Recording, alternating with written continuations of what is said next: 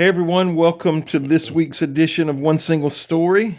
Today I'm joined by Pastor Chris Rexroad and Pastor Zack Unkenholz. This year on One Single Story, we're examining the themes of each book of the Bible, and today we're talking about 1 Samuel. So the theme of 1 Samuel is transition, and you begin to see transition. The big transition that happens is from judges to kings. That's the big transition that happens. But in 1 Samuel, Samuel was born. And he couldn't. He may have written it, but he would have had to written it historically. It's interesting. These books get attributed to people. Maybe one day we can talk about that. Who both are born and die in the book, and so they clearly did not write. They might have written historically their birth, but they clearly don't write about their death. It could have been a group project as well. Yeah, most likely. There is some of that going on. But so you have chapters 1 and 2 is Samuel being born. Chapter 3, the Lord begins to speak to Samuel, which we'll talk about today. That's the text we're going to spend some time on. You find the Ark of the Covenant returning in chapter 6. Chapter 8, Israel requests a king. And chapter 10, Samuel anoints Saul as the first king. When you get to chapter 15, the Lord rejects Saul. So you go from a judge to a king to God doesn't want this king.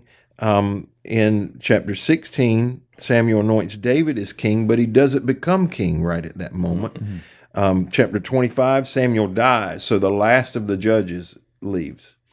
And then in the end of 1 Samuel, Saul dies. So you have these constant transitions that are going on outside of. So we're going to drill down on the chapters 2 through 4 today a little bit.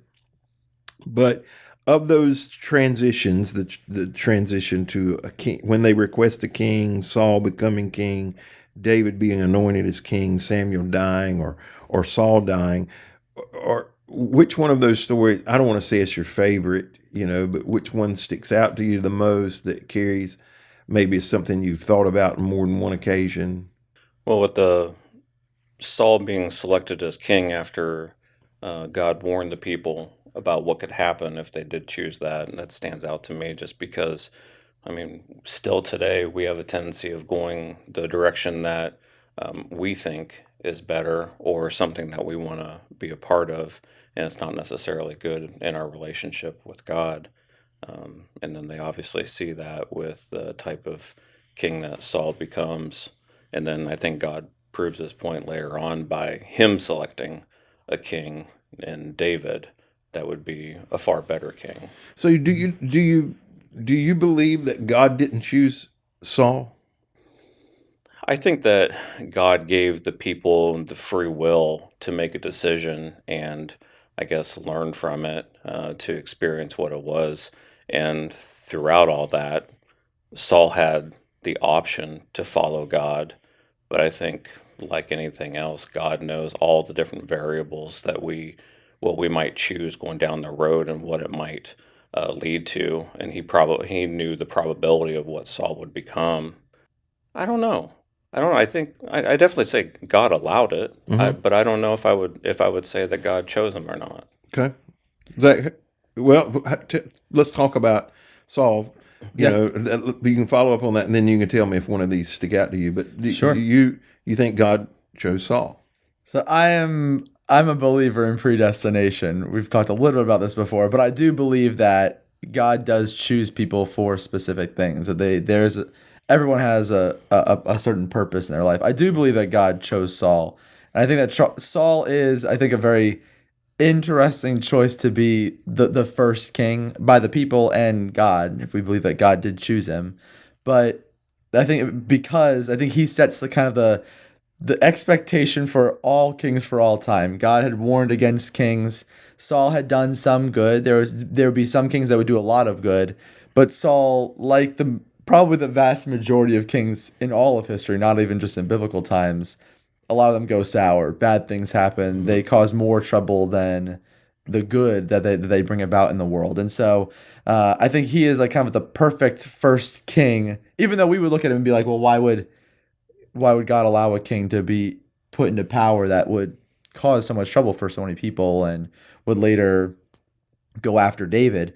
But I think it's to set the idea that someday there will need to be there will be a perfect king someday. Like that person's going to come, and showing them like you're not going to get a perfect king every time. You will never get a perfect king until the king, and you'll know when it happens.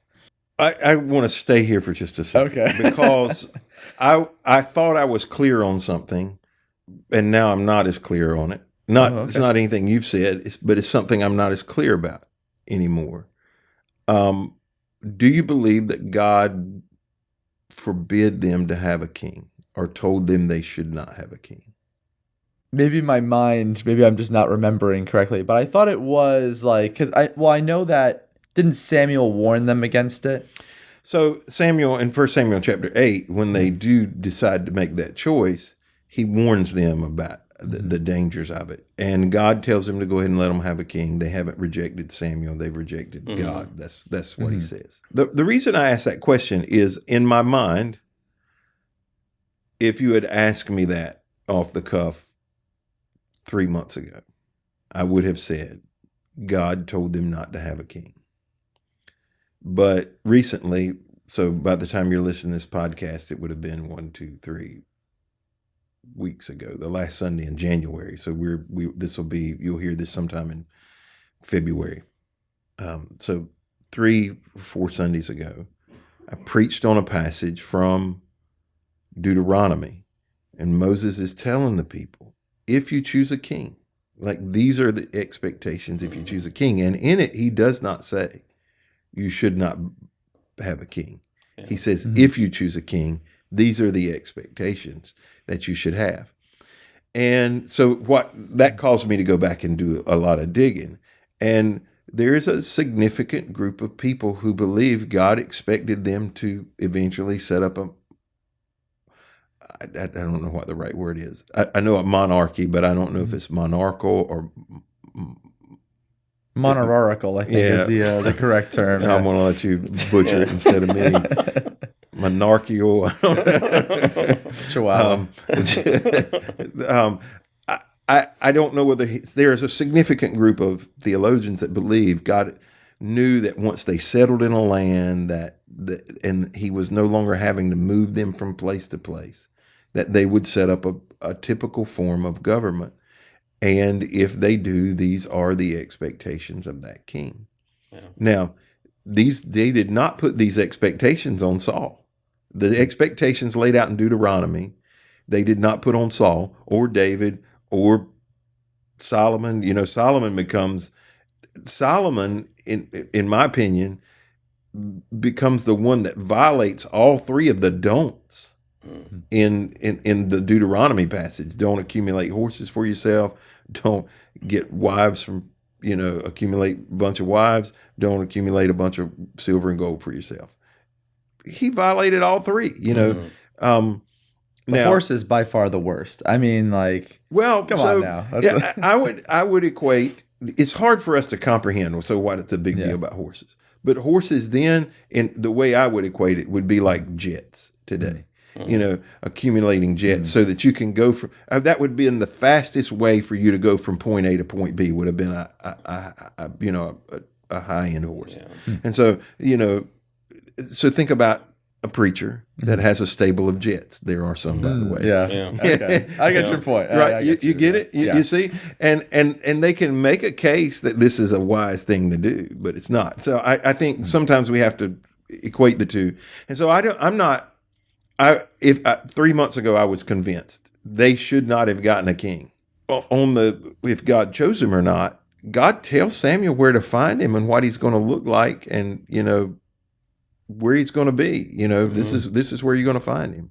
Gosh, we could spend a lot of time here talking about Saul, and this podcast isn't about Saul. It's really more about Samuel. But one of the pieces of that story is what I would say about Saul, and Solomon would be the same way. David's problem is slightly different. Saul started out as a humble person. Like Mhm.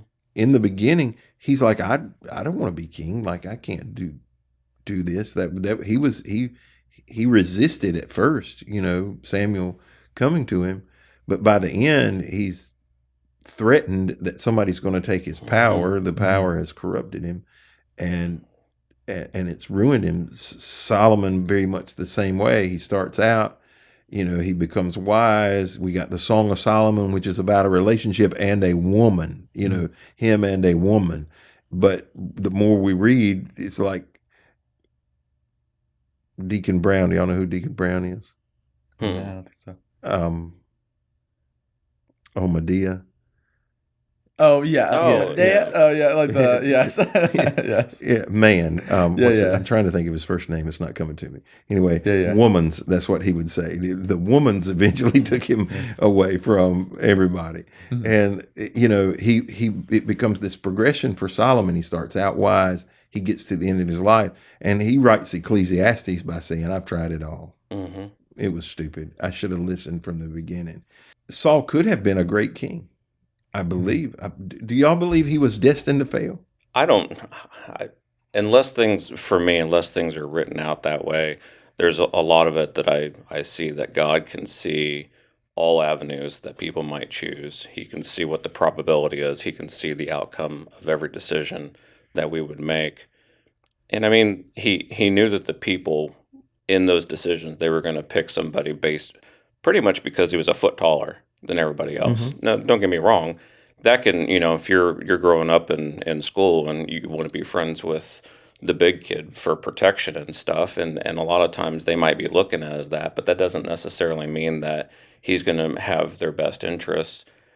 Because that's still an issue today. Oh yeah, I mentioned it Sunday. Yeah. That Sunday I preached on that passage, and in elections, statistically, the taller one wins. I mean, significantly. It's not 100%, but it's like 75-25. We still haven't learned. Yeah. Well, I mean, That's why I wear socks in the back of the bottoms of my shoes. well, your eye deceives you. You automatically think the difference between now. There are some reasons for this that I could give you that are outliers, but there's like a 30% income gap between somebody who's 5'10" and 6'2". What? Yes. Dang. Significant. It's crazy. Now, Yeah. some of that would be athletics. Yeah. Some of the outliers would be athletics that would Yeah. that would create that. But yeah, it's Jockeys must not get paid much. not as much as a basketball player for sure. But our eyes do deceive us. We know. I mean, it's like food. Food is not all about taste. It's at least 50% presentation. If the food is presented wrong, you're less likely to try it. And, so it does matter. Yeah. I'm going to go invest. After this podcast, I'm going to invest in a pair of platform shoes. No, don't. Maybe my students will listen to me more. It's like, wow, Then this guy's got a point here, Then you'll just look goofy. Yeah. You would know this because you like old TV shows. Okay. Herman Munster. Oh, Oh, gosh. yeah. Yes. Oh, man. Yeah. Meow, meow, meow, meow, meow. Yeah, that'd be awesome. He wore these giant platform Yeah. shoes, right? Yeah. He was a pretty tall guy anyway. Already. Oh, yeah. Any other and I think the big transition here, I don't think we realize the significant transition that happens between a judge and a king. And I'm just curious, do you believe we had to the children of Israel had to make this transition to a king so that ultimately one day they would look for Jesus as king? I think it sets them up well to start shifting their mindset towards that. Okay. I could see that God would do something like that too. I mean, we're his children. When we look at things from a parental standpoint, we do all kinds of things to help our kids, especially in their adult ages. You can't just tell them what to do, but you might bring up conversations or have various experiences to help aid them in their decision making. And I could see that being something that God was doing with his children. Sure. Yeah. Well, it's like the transition to Jesus. It's priming us to understand Jesus and why he had to come. But also, too, I think, like, just from a human perspective, when we look at our lives, we see there's so many different possibilities. Even when you were asking before about, Like, do you think he was destined to be a bad king? I think for our lives, like this morning, I had an option of picking a bunch of different socks. Like, I picked sushi socks, but I could have picked any sock. God knew exactly what sock I was going to pick. Before the existence of the world, he knew exactly what pair of socks I was going to put on today. For God, there is one linear path. He knows exactly what's going to happen. He knows every decision we'll make because he's all knowing. And so, even before he created the world, he knew exactly what kind of king Saul would be. But for Saul, from the human perspective, and because, I mean, there's free will in that we make our own decisions, right? Like, Saul had choices that he could make. He could have lived to be more godly, or he could have not been that way, but he chose to do what he did. And I think that humans as well, God knew before, even though God gave the option to have kings or not, God knew even before the need to send Jesus, even before the first sin, he knew that there would be kings because of human nature and because he knew how the world was going to go. That's my belief, because I believe he is all-knowing. All right, so this normally don't go this long in the first section. I'm sorry, but it's good conversation. Do you genuinely believe God knows the path is straight and there's no deviation from it? Well, I think to us, there's thousands and thousands of deviations. I think for us, because we can make so many different decisions. Like, in any day, I could choose to do whatever I want. I could walk out of the room right now, and it would change the podcast a lot. But God would know that I was gonna. I think God genuinely knows. But isn't there enough scriptural basis that says God changed his mind? Well, I think that, like, from the perspective of the person who's writing the passage as well. I think that's also too, because I don't. So God didn't change his mind. They're just telling us God changed his mind. From what they understand, I don't know. It's hard to say. Okay, I'm just trying to understand. Yeah. I mean, I do think that there are people who have that belief, and there are reasons to have that belief. But I think, Hezekiah would be a clear example that God said you're going to die, and he rolls over and prays, and God gives him 15 more years. So which was it? Was he going to die, or was God going to give him 15 years all along? Do you remember those? I'm not that convinced. Yeah. I don't even know if these exist anymore, but those adventure books that you'd read through, you'd get to a certain point. It says, if you choose this path, go to this page. Animorphs. Yes. Yeah, Animorphs. All those. I think it's in a very simplistic way. It's much like that, but God knows the outcome of every direction. And like in that situation there. Now that I would agree with. So I think God knows how it's going to turn out no matter what you choose. Mm-hmm. Okay. But you have the ability to choose whichever one you want. That's how I would say it. Otherwise, we're just chess pieces and God's moving us around. That's how I would describe it. So then I get to say, when I sin, God made me sin because he predestined me to make this choice, which I don't think any of us at this table would agree on. No, yeah. But I think that, like, yeah. Well, this is a long conversation. I want to talk more about this. I know we've got a lot more to get to, but yeah. I will see if I can select a predestination passage for you to talk about. I'll be here. Yeah, that'd be great. I just think it just complicates everything when free will's involved. I mean, God has a plan. He wants to work with us through it, his plan, but work with us and kind of help guide us along the way. But I think that God ultimately gives us the choice. And if, like in that situation there, since he chose to follow God, he gave him 15 more years. God responded in a loving, fatherly way. And at times, if it says that God changed his mind, did he think that he was wrong to begin with? Or is it more of like he originally gave Saul a blessing as king, but because Saul continually went this direction, okay, that's enough. I'm taking this blessing away. We're moving on. But God departed from Saul. Mm-hmm. That's a situation where God departed from Saul, but David continued to recognize that anointing even after God had left Saul alone. Mm-hmm. David would not, and that's we've talked about that on this podcast. Yeah, David, he's like, he should have killed him. Yeah, so he's like, who am I to kill the one that? Yeah, that's my view. He should have killed him. There's a lot of ways to justify that. He should have taken him out. If God's gone, just finish him off. Be done with it. Could have saved a decade. That's right. We could save some time. All right, so let's transition over to some of the theological implications of this passage. Okay, so our text today is chapters 2 through 4. So there's a lot really that happens, but it's going to be a transition from Eli to Samuel. Chapter 2 is like this big, Samuel has been born, and Hannah is thrilled, and she leaves him at the temple after he's weaned, to be raised by the priest, which probably we'll talk about that in just a little while. The Eli's sons are corrupt. God warns them. There's just multiple layers to this. But let's just kind of drill down on the theological side of it. And this we can continue the conversation about predestination here, if you would like. But it appears that Samuel is chosen at birth for this job. It appears. I don't know. Maybe y'all have some thoughts about it. Clearly, God's involved here, but is he chosen because of his mother's commitment? Is he predestined to this is how it's going to play out? Do you believe that people are born with specific callings on their life to do certain things, or are all of us born with those certain callings and purposes?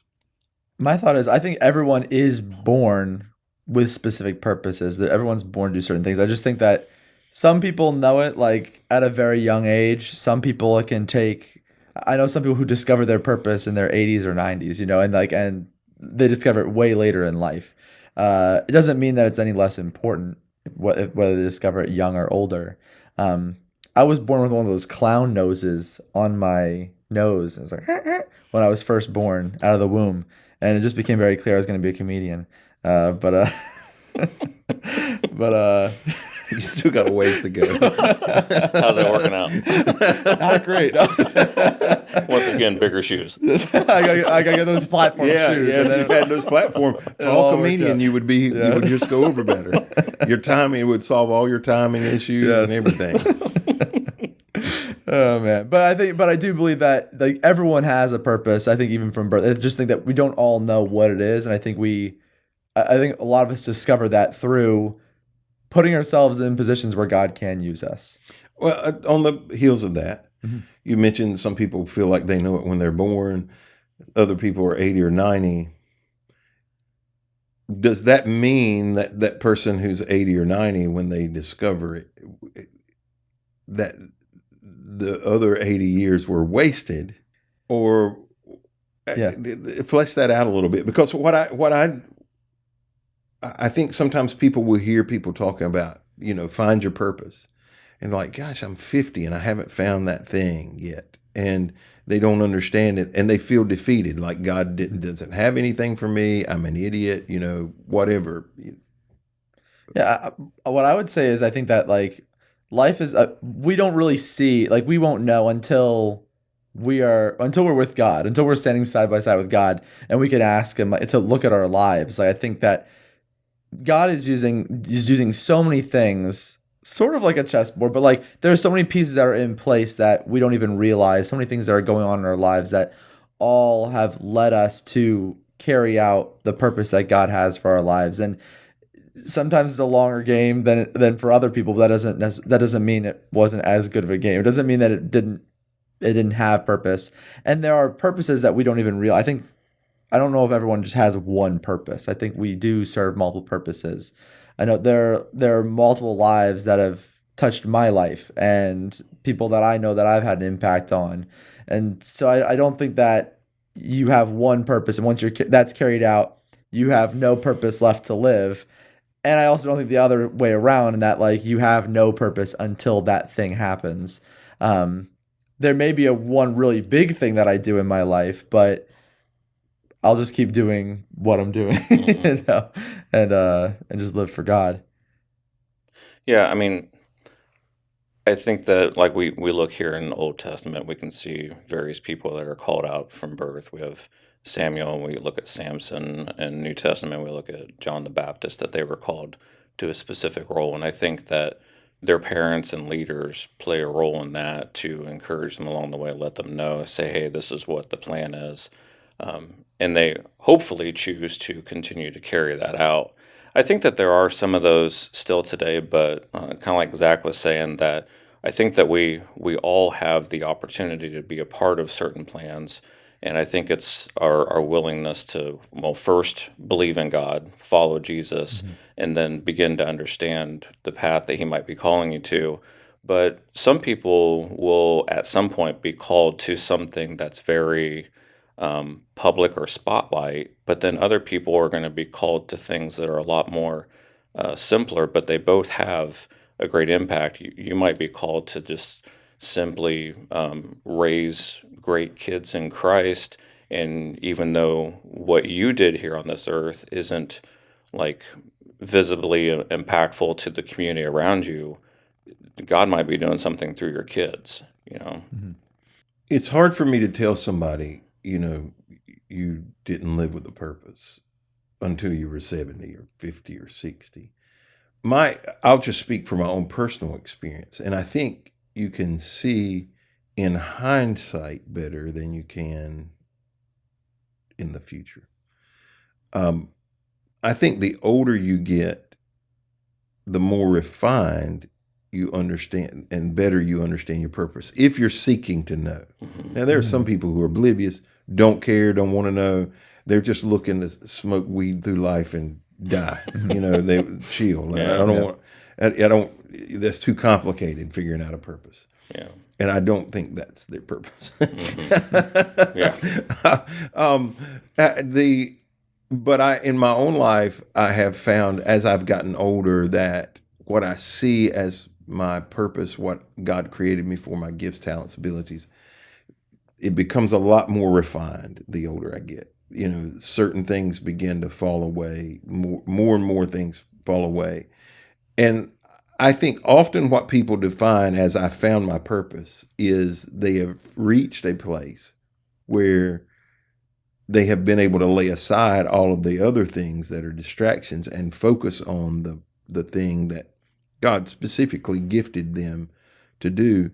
And also there are seasons that we go through that, I heard, well, I don't want to use that example. I think there are seasons that we go through that our purpose plays out in a completely different way. There are, I have a call Friday with a guy who pastored a church. He started on staff. He became a pastor. He grew the church to a mega church, and now he's my age, but he's retired. But he's a consultant now, so he's doing this completely different gig, but it's focused in the same direction. He's still using the same gifts, talents, and abilities. And I think sometimes we talk about people discovering their purpose, when in reality, most people who are seeking kind of know when they start. The road just narrows as you get older and you become a lot more refined, maybe even a lot more effective. That's the goal, is that, it narrows to the point that you become more effective. And obviously Samuel is more effective later in his life than he is early in his life. And so the two sons of Eli are dinguses playing with fire. I mean, that's really, they're playing. Define dingus for everybody that might be listening. Dingus? What is the original word? Oh man, I've never even looked up the word dingus before. I hope it's not something really mean. I mean, I call the students dinguses sometimes. They're driving me crazy, but I like to think of dingus as it's kind of like a word for a fool who you. So that makes you feel better calling your students fools. You fools. I mean, I don't really call them that. I just call them dinguses because I don't think they know it. I feel like it doesn't hurt them as much. I don't know. Well, I call them the open dorks. That's the other thing I call them. So that's they know what a dork is. I don't think I have to explain that, but You got shirts for that? So there are Oh, heck yeah. two definitions. It's used to refer something one cannot or does not wish to name specifically. Okay. So if I don't want to give you a name it, I just say the dingus. You know? Yeah. Okay. In slang, it means a dim-witted, silly, or foolish person, often used in a joking or friendly way. See, There you joking go. and friendly. Yeah. Comedian over here. You know, it's just a joke, guys. Come on. Yeah. But they're pushing the boundaries of their responsibilities. They're being irresponsible. And God, in chapter 2, God warns them, verses 27 to 36. Since we're the theological piece of it, does God always give warnings? I think that we're all without excuse because he has told us, how we should live our lives, what's expected in our roles and stuff like that. But I don't think that he always steps in and says, "Hey, let's take a time out here. We need to talk." Just simply because he's already told us what we should do. He already laid out for what the priests are allowed to do, and outside of that area, there he already laid out what's okay to do morally. So they already had their warning. The fact that they actually got an extra warning should have been enough, but apparently they weren't ready to pay attention. Yeah. I mean, I think we get the first warning is scripture, I think a lot of times. And then even as Christians, if we've done something wrong, like there is forgiveness, but like there's like we feel guilt, or we feel what's the word I'm looking for? Remorse. Yeah, like remorse or like regret, like when we've done something. And I think that essentially for some of us, I think there is a second warning before we do something wrong. But I think that as well is like should be a sign that is given to us from God, like that's the Holy Spirit telling us like, yeah, don't do that again. And yet that is like another warning. And yet sometimes we still do it again, where we do things again. And so I think that God does give us warnings. I just think that we choose to not see them or not look for them because we want to do things our own way, to our own detriment. I would probably verbalize it slightly different. So here he clearly gives them a warning, like you guys are playing around, you're going to get in trouble. I don't think God always comes around and gives us that warning. And I don't always think he warns us in the beginning. But I do think he gives us instructions. And there are sometimes no second chances, no warnings behind the instructions. So, for example, they would have had a list of rules to follow as priests. So they knew the expectations. God had every right if they deviated from them. Okay, we don't have to talk about this. We don't have to, give you a second chance. I can think of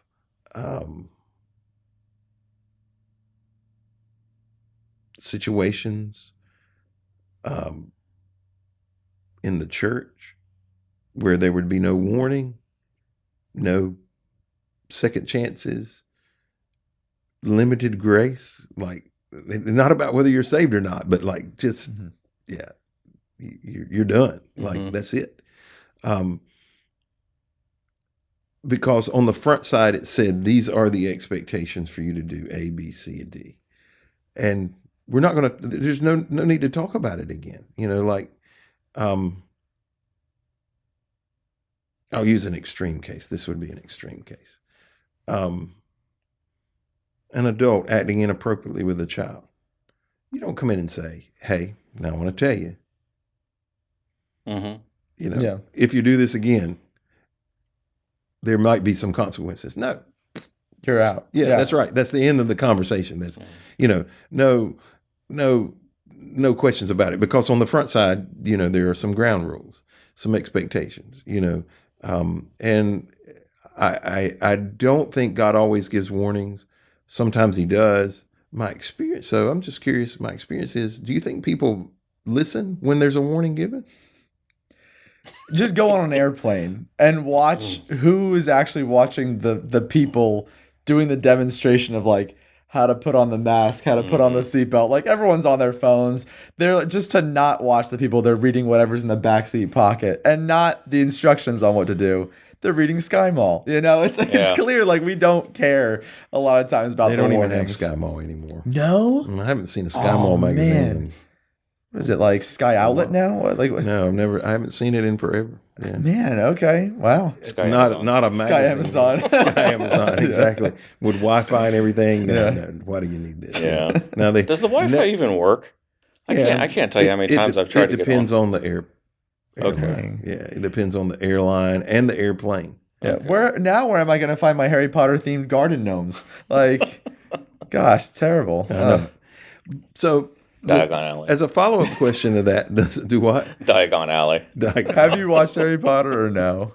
The only Harry Potter thing I have seen is I'm looking to Aubrey for help. The Broadway show. Oh man, which takes place like way after the books. Oh my gosh. Okay, and it's like 14 hours long. Yeah, gosh, it's eternal. It's long. So that Alyssa doesn't kill us because we will go on another tangent like the Star Wars thing. We're just gonna veto any conversation about Harry Potter from here on out. I didn't bring it up. No, I know. I'm just trying to stop myself because we'll go on for that. So does God still hold priests and leaders and or church leaders to higher standards than other people? Yeah. Such as? I mean, like clearly in Scripture, you can look at many books. Think like James and Romans, in Matthew, and that's just New Testament and Old Testament, the Proverbs. Like there's many places in Scripture where it talks about expectations of leaders and that leaders will be held to a higher standard by God. Even if not in this life, God will hold you to that, and I think that's something that is really it's something. It should be as a warning, sort of like if you're going to be a leader, if you're going to put yourself in that position, to know that there are expectations of you because you are impacting people besides just yourself. They say like a bad apple ruins the bunch. If the basket that's holding that apples is covered in mold, you've got a really bad problem. That's it. So leaders have so much more opportunity to make good things happen, but also create a lot of damage that you've got to take it very seriously. In First Timothy 3, with New Testament, calls out what the expectations are of different leaders and everything.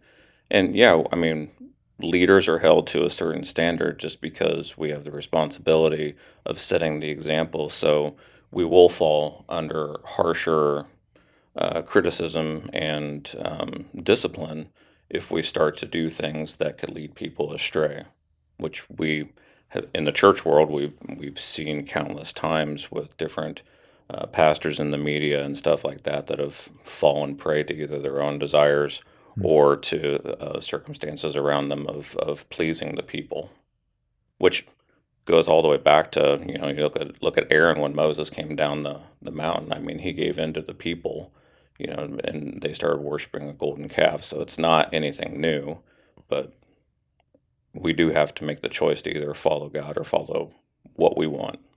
Well, the reason why I believe leaders are held to a higher standard is because whether I hear people say this, and it sounds so ultra spiritual, and I've never found it to be true. I just follow Jesus and nobody else. That's bull. Baloney, yeah. Baloney, yeah. Yeah. It is just not true. Yeah. People follow people, period. And God knows this. Paul would say, follow me as I follow Christ. He was pretty bold about it. And he understood this transition that we're in, going to a king. Bad kings lead people astray. Good kings lead people in spiritual revival. It's just we follow people. We're naturally influenced by people. And if the wrong people are in front, we're in trouble, and it makes a significant difference. And I do believe God holds leaders to a higher standard. I think there are significant expectations. First Timothy would be one, Titus would be another, among other places where he drills down and says, to whom much is given, much is required, and if you have given much influence, the more expectations there are of you. And sometimes we use it properly, sometimes we misuse it, sometimes we abuse it, and it can be devastating. So in chapter 3, Samuel's getting old enough that he can talk. He's hanging out with the priest, and he hears God speaking to him. Do you believe that God still speaks verbally, audibly? And if so, who does he choose to do this for? I think that he's capable of doing it. I think because so many people over centuries have abused it, that a lot of people are very skeptical about it, and it can easily put you in the crazy category. That if God speaks to you audibly, one, you will be terrified. And then secondly, make sure that it is what you believe it is. But who he speaks to, I can't really say, but I think that he's still fully capable of it, but I don't know if he wants to or needs to right now, since we have scripture, since Jesus has come, we see everything that he's given us now. Yeah, I don't think God has lost his voice, I think that he can still speak to us if he wants to, but I also think that if he even spoke audibly, I don't even know, that might not even be the most effective way for him to get the message to us. If God spoke to me audibly, I mean, like, I think he has, and I think he does still to this day. I think he does speak to some people audibly, but for me, I feel like I might like mistake it for like maybe I ate a bad moon pie, and it's like, whoa, did I just imagine that? I don't know, but I think that God Is there? I just need to ask. Yes. Is there such a thing as a good moon pie? My students the other day were compared. They said like moon pie is just cardboard covered in chocolate. It's true. No, I love that. A moon pie 30 years ago was actually baked bread. Oh, back in my day. Yeah. Steve, it's the same. No, it's not. It's not? No, I don't think so. Okay. They're the ones with the marshmallow in the middle, right? Yeah. The ones lately, Marshmallow. the ones lately, they taste Filler. like cardboard. Yeah. Well, okay. Anything I've had in the last 10 years tastes like cardboard. So even eating a good moon pie, you never know. Well, here's what I would say. If you're eating moon pies on a regular basis, you're definitely not hearing from the Lord. All right, I'll cut out moon pies from my diet. But I think that I think God still speaks to us through other people, through his word. Clearly, that's when God speaks to me the most, is when I'm reading his word. But I don't think we should put so much, like you were saying. I am always very skeptical when someone says like, God told me you should park your car in a different parking spot. I'm like, oh, come on. Well, now. I firmly believe if you're bold enough to tell me God told me, I want to watch. Mm-hmm. Yeah. I do believe God still speaks. I think mostly it is through the Holy Spirit, which is more internal than it is external. That's how I would describe it. I do think it's the situation, oddly enough. So as we're recording this, I'm back on social media, and I've even reduced my time even more than before I went on a fast. But I watched 2 or 3 TikToks last night, and one of them was Deion Sanders. So I don't know if y'all know Deion Sanders or not. Prime time is what they call him. He's the football player. Yeah. Oh, yeah. And Okay. football, baseball player. He Yeah. played baseball for the Reds and football for the Cowboys. He played football at Florida State. He's now the football coach at Colorado. But he's all over TikTok. But anyway, there's this interview, a pastor's interview, and this had to be have a year or two on it because he still was wearing a Jackson State hat. But he was talking about how he got saved. He was talking about how he came to Christ, and he's always been this bigger than life, flamboyant personality, and that God was always after him. It was always this voice inside of him, saying, come to me. But he just didn't want to, because he felt like it would impinge on his life too much. And, he talked about a number of different things. But anyway, he said when he finally surrendered his life to Christ, he was in his condo in Cincinnati. It was during baseball season. He had gone home after a game, and he had just had enough, and he just surrendered to the Lord. And he talked about the experience in his room. He's like, the wind was blowing. He said there were papers in my room blowing everywhere. He said it was this big bright light, almost like Pauline kind of description, a Damascus Road kind of situation. But he said, I believe that was the only way God could get my attention. He said everything in my life was that way, and he had to speak in a voice that was, he didn't say God spoke audibly to him like Paul, but he just described this situation. And I think there are times where God has to impede on our life, maybe in an audible voice. I hope I would stop and pay attention. I think it would scare me. I hope I would be welcoming to it, but I think it would scare the life out of me. It's just like an angel. All the angel's first words were, "Don't be afraid," because you should have been afraid. This is not natural. That's right. This is not normal. And so I know some people who say God has audibly spoken to them. I've never had that experience. And if you hear me say, the Lord told me, like, I am firm. Mm-hmm. Like, I believe the Lord told me. If you hear me use that verbiage, because don't make God out to be a liar. That's what we often do. We often use God as a crutch to get what we want with other people, instead of doing the right thing. Let's talk about one more theological piece here. So they carry the Ark of the Covenant into battle so that they can win.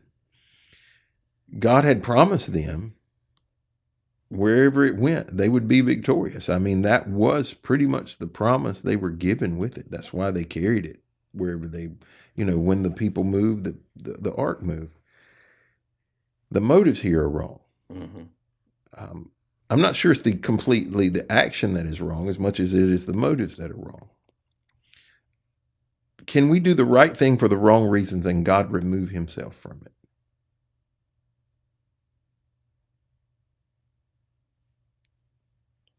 Yeah. And can you give an example? Ooh. I give a bunch of money to the church, but I stole it from the bank. It's like, I don't think God would be happy with that, like that I'm giving stolen money to the church, right? Like God, I don't think God would not be pleased with that, of the stealing of the money. I wouldn't think. So maybe that's an example. Is it better to do, well, I could give you a different example that's probably more, that I am sure has happened in just a second. But okay. Not that I've done, right? No, not that I'm aware of. I mean, if you have, that would be a good time to do it while we got you on camera so that we can resolve it. But is it worse to do the wrong thing for the right reasons, or do the right thing for the wrong reasons? Say that one more time. Is it worse to do the wrong thing for the right reasons, or the right thing for the wrong reasons? Just do the right thing for the right reasons. Well, obvious. That's the obvious answer. But I know. I mean, there are people who do the wrong thing, but they have the right motive. Yeah, I think. And there are people who do the right thing, but they have the wrong motive. I think the motive is, probably the most important thing. I would say the motive is more important. Because I think if you do the wrong thing, but you have the right reasonings, you're at a point where you could still be corrected and go in the right direction. But I think if the motives are corrupt, it's more of a reflection of your heart. And that's usually what God's after right there. So kind of the example you gave before, some people will go and use the Lord told me so in order to get people to do what they want.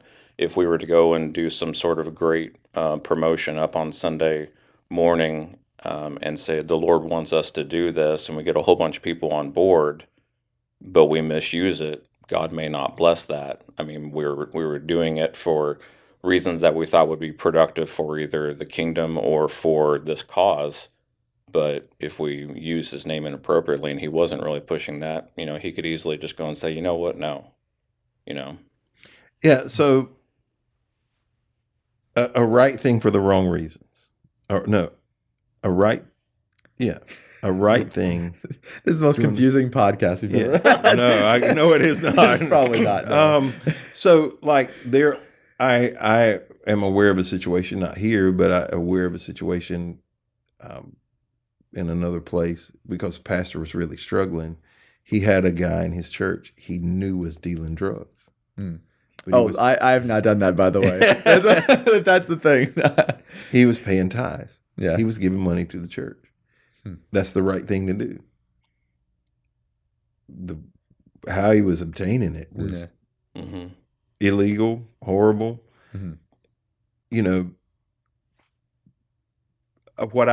My observation of that is then once he gives it, it's the church's responsibilities. Their motives then matter.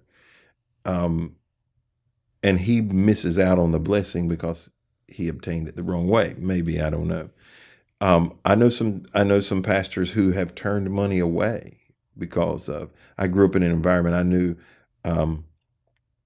a church that wanted to build a building, and there was a man's wife that came to the church, and she was faithful to come to the church. But the man was a tobacco farmer, and the church was opposition to smoking all forms of tobacco, and he offered to give enough money for him to build the building, and the pastor wouldn't take it. And I mean, the Lord would have had to spoken audibly to me at that moment to say, nah, I would just had to trust the Lord to sanctify it. I don't know. Purify this. That's right. God, I'm giving this to you. Hopefully folks get saved and we don't give in. Well, the last church I was at actually had something like that happen where I was in charge of the finances amongst other things, and I got a call and a report. There was fraudulent charges on the credit card. Well, I went on there and I looked, and long story short, found out that somebody had obtained the courtesy paper checks that they would send to the church in the mail, and it had my name and all that stuff. And you could write a check, and it basically is like you were swiping your card, and the check was written to another church. Basically stole from a church to give to another church. I was like, where's your heart at? I mean, how wrong is that? But yeah. Well, they could have written it at 1,000 worse places. So, all right. Well, let's take a turn here from the theological implications and talk about some of the practical applications that you'll find in this passage. From a practical standpoint, like the very first part of this book, Hannah's begging for a baby. She has a baby. She makes a promise, and we've talked about over-promising. She makes a promise, I'm going to leave the child at the temple. I'll give it to God, I think is essentially what she says. How difficult do you think this was to hand over your child to somebody else to raise? And what does it say about Hannah's relationship with God, and her trust in him to be able to do this? This was her only child at the time. And it was, I think she and her husband had a hard time conceiving. And they knew he was a blessing from God. And they knew that it was essentially like, giving back to God. But how difficult would that be? It's like, this is the one thing you've been waiting for so long. And now you're just going to give that up. But they knew that he belongs to God. Like all of our kids, everyone, we all really belong to God. But that's the thing is that would be very, as a parent, it'd be hard to imagine doing that. Yeah, exactly what Zach was saying right there. And then, Hannah, she'd been constantly teased and picked on and mocked by the other wife, Peninnah. And, but she completely contrasts her. Hannah, even though she doesn't get a choice in it, has been incredibly patient, and her response to following God, she would most likely, her natural yearning would be to have her son with her, but she gives him up to the Lord to be used. And I mean, at that point there, what can the other wife, that used to go and pick on her all the time, what could she say there? It's like, oh, you got this son, you don't have him anymore. He's out serving God. I mean, like, what kind of argument or what kind of mockery would that be? But she gets to move on and see that her son is going to be doing great things for God. Do you think this was a regular occurrence? The giving up of the child, or Yeah. yeah, Letting them be raised in the temple? I don't know. This is the only time that I can think of, right? In scripture that talks about this, or no? Are there other times? Not exactly in those terms, yeah. Okay. Yeah, I don't know. I have no idea. And Is that something that they did, like in the line of Aaron, where the majority of them were priests? Did they happen to raise their kids there? so the question that I have is, were there women involved? Hmm.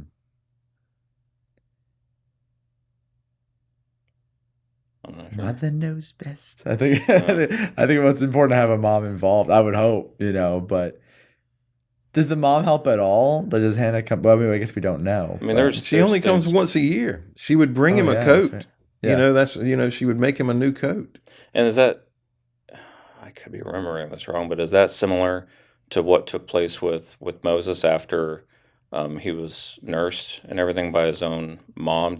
Was it that she brought him stuff like annually? I don't recall that piece of the puzzle. I mean, she obviously nurses him and may have had some interaction with him. I couldn't, without going back and reading. Mhm. I'm just curious. So the only reason I ask this question is, do Eli's sons, is their corruption a symptom of or a result of a mother's intuition? Because that, I know that's oversimplification, but in a relationship, it's often the mother that has the intuition, that can see those things and head them off ahead of time. Is the absence of the woman in their life, is that a result of the mother's not being present, active? I think that all the pieces were perfectly there for them to be bad. Even when they die and their father hears about it, he seems to not care they died. He falls back in his chair and his neck snaps because he hears about the ark. It even says when he heard about the ark, that's why he died. And so he clearly did not seem to care too much about his sons. And they were in a position where they had a lot of power and clearly were not morally in a place to have that kind of power over people. And so I think that the mom, maybe not, if she wasn't part of the picture at the beginning, like there are so many, it was like literally all the pieces are there perfectly set so that they would be as bad as could be, And we see that happen with people. I mean, we see that today as well. I even see that sometimes where some of my students, I'm like, man, like, if the parents are not involved, like they're not in a good Even place, a single like, parent yeah, is a challenge. oh gosh, yeah. Yeah, I think it actually falls on both mom and dad in this, that the sons, well grown at this point, obviously are not responding to the rebuke from God or the rebuke from their dad, and I kind of wonder how involved both sets of parents have been. And the blame isn't always on the parents, because sometimes you can do the best you can and you just still have Correct. children that want to go their own way. But the fact that in scripture there it says that Eli approached them to ask them about these things going on because he heard reports. And it just kind of makes me wonder how involved were you with your sons, either as children or even now as priests. I mean, you would think in his role with them being priests that he would be in constant connection with them, aside from them just simply being his sons.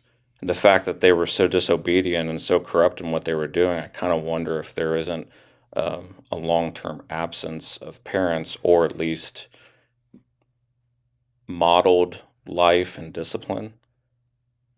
Yeah. That's just speculation. Well, I would say parental involvement. There is plenty of statistics in modern culture that parental involvement has a significant impact on physical health, mental health, success in school, crime, marriage, relationships, employment, all of those things. It has significant impact.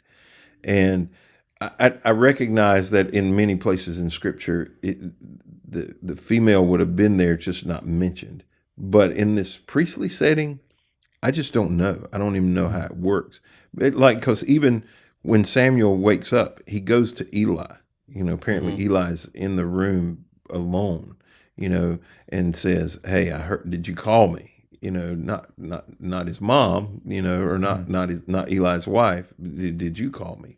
And it just, I don't know. I'd never given it a lot of thought that it did the absence of, because having been a single parent myself, I understand some of the things that I can't provide, that I just cannot. I can't do it. It's not, I'm not temperamentally capable of providing some of those things.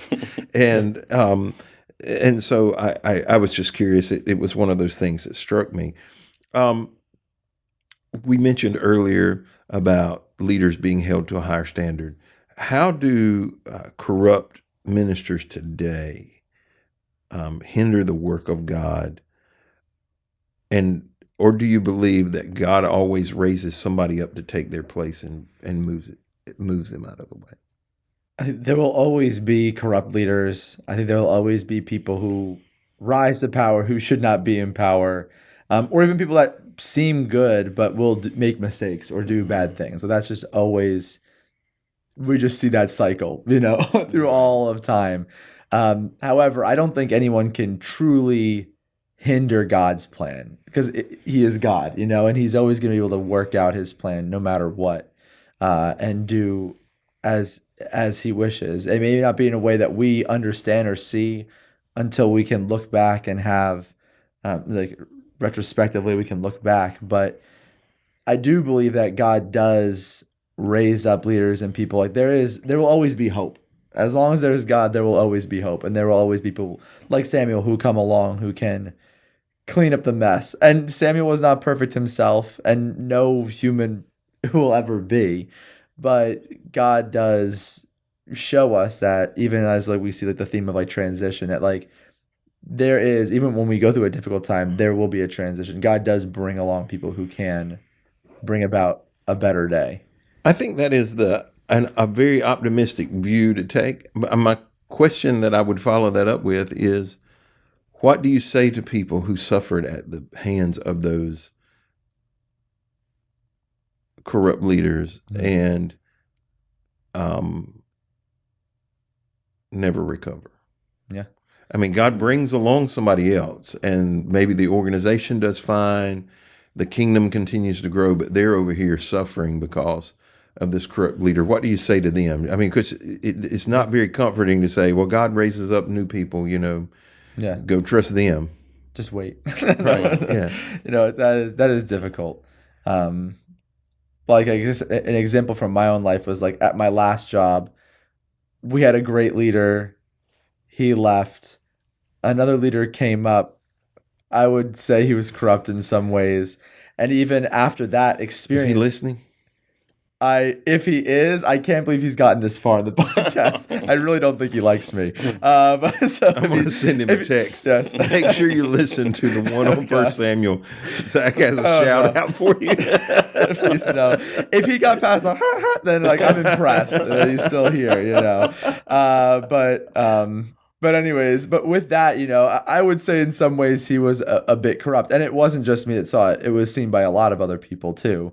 And there was some action taken. And just now, it's been years. I mean, I've been gone for almost 2 years now. And just now, things are starting to get better. Because I still talk with many of my students from there. And things are finally getting to that place. But Yeah, a lot of people left the church. I mean, we left, and even Jess was like, "Are you sure you want to go back into ministry?" When I was looking at the job here, because she was saying like, 2 jobs in a row, like you've had some high highs and some great things, but some of the And then you difficulties, ended up like with me. yeah, yeah.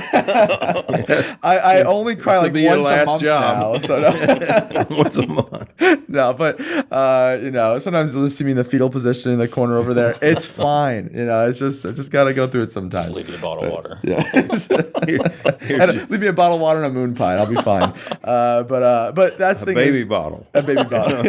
And a moon pie. Yes, and those platform shoes. But it'll all make me better. But even with that, like I was like, I was just encouraged. Like even when Jess asked me that, because Jess knows I love being in ministry, knows that like this is what I'm clearly. I feel I'm clearly called to. Maybe not other people see that, but I really do think this is where I'm supposed to be. And for those people, like I've kind of been trying to encourage my students there. I mean, like even like because some people will leave the church or be hurt and not want to come back, or when they're hurt by a leader, they put that on like they see that they see God in a different way because it's like, well, God allowed them to get into this place. And so my encouragement to them is just that we live in a fallen world, like everyone sins, and um you can hold it against them, but please don't hold that against God, because like God wants a relationship with you. He loves you, and I know there are people who are going to point you closer to God and bring you closer to God in your life. But sometimes you're going to have to seek those people, or sometimes you're going to have to wait. And that's a hard thing to tell somebody, but they're finally seeing that now, and that the wait is kind of finally it's coming to a close, which is it's a great thing to see, but it was really difficult watching, and I'm thankful I've been here for the last like 2 years, and I didn't have to go through that with them.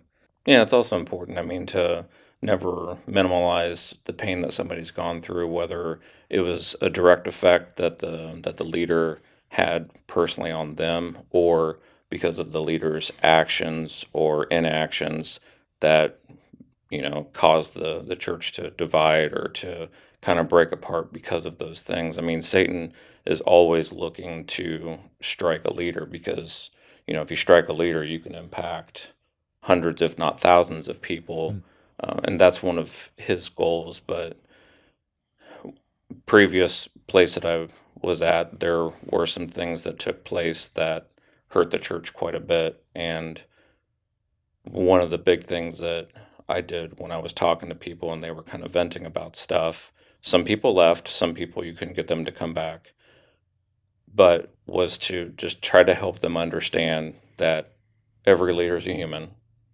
every leader is susceptible to sin, and that all of us are imperfect. That's not a reason to justify it, but just to kind of remember that all leaders can fall this way, and we all do mess up from time to time.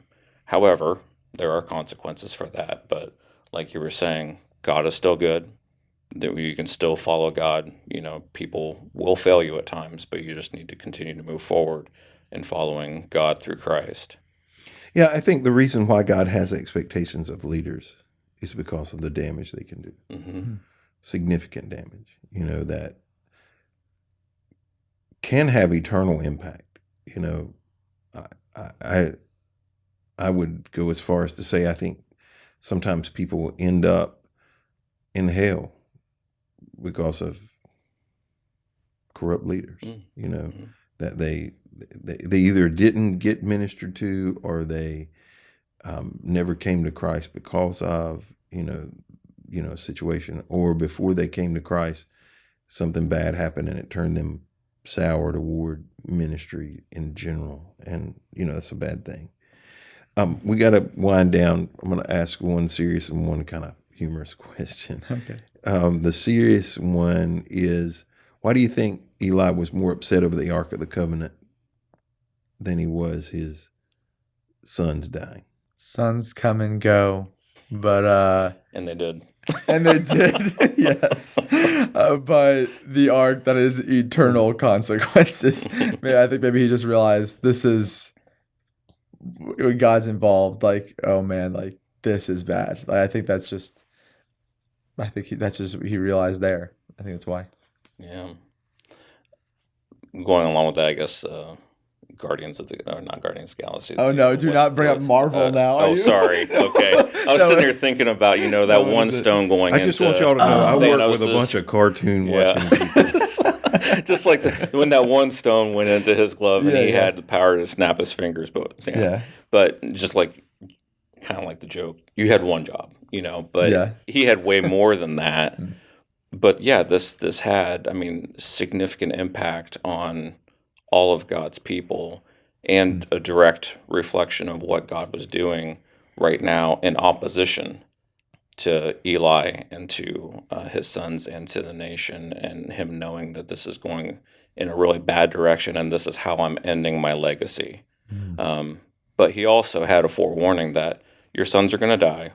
I'm not sure how many years that Eli saw this in his sons, but I think over a period of time, that can begin to cause you to disconnect your heart from them, even though they're his sons, And he already knew this was happening, but then the Ark of the Covenant is turned over into the enemy's hands, which is just like the biggest black mark on your ministry record ever, And then you're most likely going to be dying soon, so that's how you're going to end. Yeah, priests can be replaced.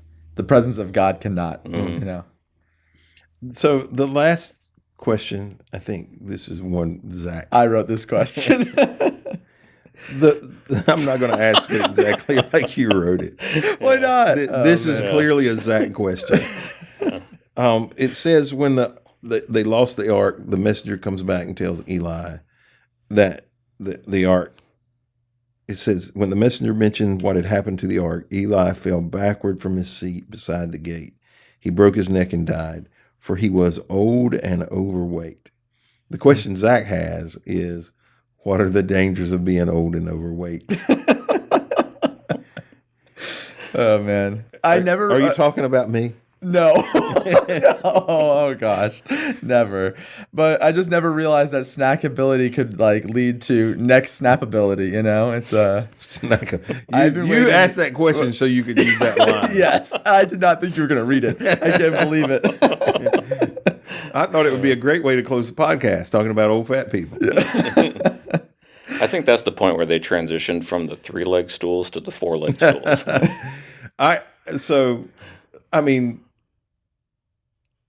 I'll say something practical and then I'll say something. Stop eating moon pies. Impractical. That would be a benefit, yeah. And drinking cheer wine while you're running a 5K. Yeah, so just a little bit.